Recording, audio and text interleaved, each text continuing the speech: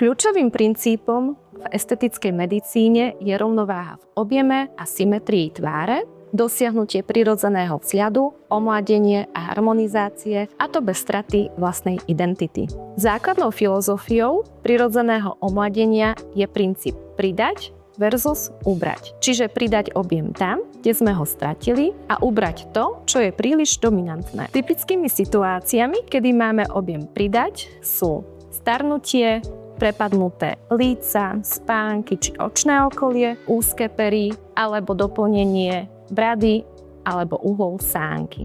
Používame na to najčastejšie fillery, čiže kyselinu hyalurónovú alebo rôzne biostimulačné látky, ako je kalcium hydroxyapatit. Kedy objem máme zase ubrať? Hypertrofia či prílišná mimika svalov, nadbytok tukového tkaniva alebo dvojitá brada. Tedy siahame po botulotoxíne alebo lipolíze. V dnešnej estetickej medicíne častokrát využívame kombináciu oboch metód. Napríklad doplnenie lícnych kostí pomocou fillera a zníženie aktivity mimických svalov, napríklad v oblasti glabely.